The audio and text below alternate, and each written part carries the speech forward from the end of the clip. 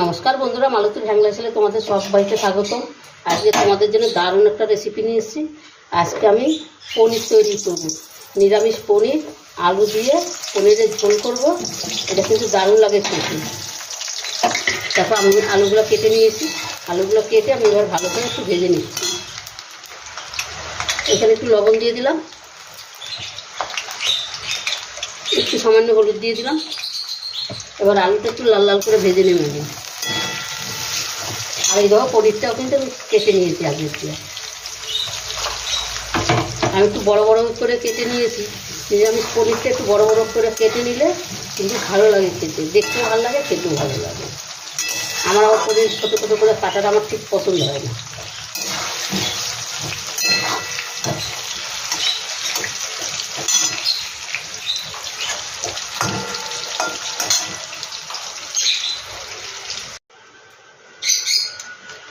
বন্ধুরা দেখো পনিরটাও কিন্তু আমার ভাজা হয়ে গেছে।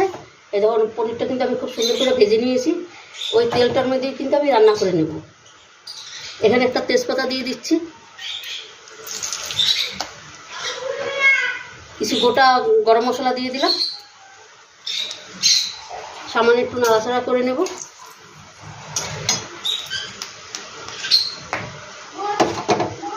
এবার দেখো একটা টমেটো আমি গ্রেট করে রাখছি, সেই টমেটোটা আমি আগে দেবো।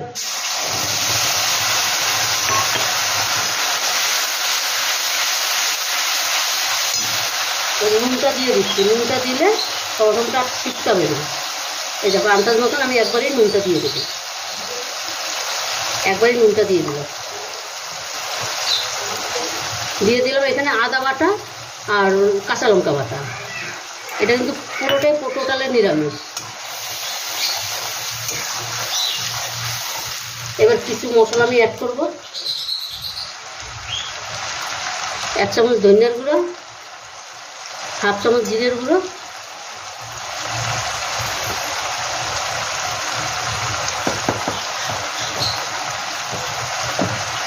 দিয়ে দিলাম হলুদ গুঁড়ো,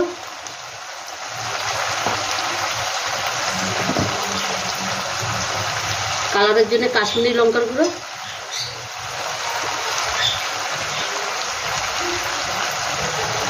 আর দিয়ে দিচ্ছি দেখো একটু কসুরি মেথি। এটা একটু হাত দিয়ে একটু বেশি করে দিচ্ছি। নিরামিষ তো একটু এই মেথির পাতাটা দিলে অসাধারণ খেতে হবে। ওইগুলো এইভাবে একবার নিরামিষ রান্না করে খেয়ে দেখবে, এরকম আমার মতন দেখবে, দারুণ দারুণ লাগবে কিন্তু। এবার মশলাটাকে আমি ভালো মতো একটু কষিয়ে নেব।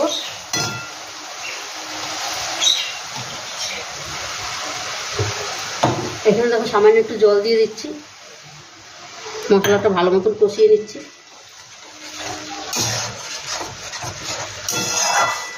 মশলাটা কষতে থাক। বন্ধুরা দেখো খুব সুন্দর করে কিন্তু আমার মশলাটা কষানো হয়ে গেছে। আমি কিন্তু সাথে কিন্তু ওই আলুগুলো দিয়ে একটু কষিয়ে নিলাম। এবার আমি তেল দিয়ে দেবো। আমি তার আগে আমি একটু গরম মশলা দিয়ে দিচ্ছি। বন্ধুরা রেসিপিটা ভালো লাগলে তোমরা লাইক করবে, শেয়ার করবে, বেশি বেশি করে শেয়ার করবে, বন্ধুদের দেখার সুযোগ করে দিবে। আর দিয়ে দিচ্ছি একটু চিনি, একটু চিনি দিয়ে দিলাম। আর প্লিজ আমার চ্যানেলে নতুন বন্ধুরা থাকলে আমার চ্যানেলটা একটা সাবস্ক্রাইব করে দেবে, এটা তোমাদের অনুরোধ রইল। এবার আমি জলটা দিয়ে দেবো। এখানে কিন্তু আমি উষ্ণ গরম জল দিয়ে দিচ্ছি।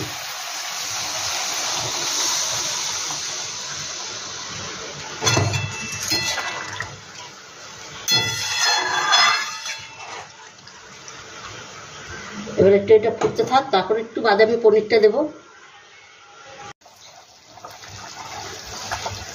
বন্ধুরা দেখো এবার আমি পনিরটা দিয়ে দেবো। আলুটা সিদ্ধ হয়ে গেছে, এখন আমি পনিরটা দিয়ে দিচ্ছি।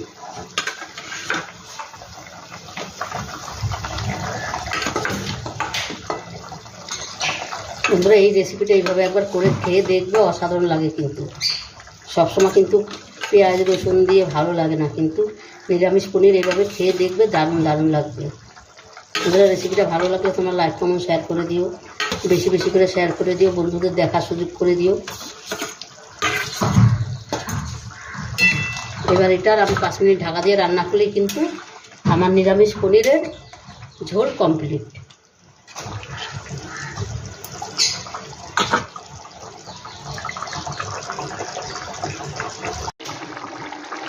বন্ধুরা দেখো পনিরটা কিন্তু আমার রেডি হয়ে গেছে, রান্না কমপ্লিট।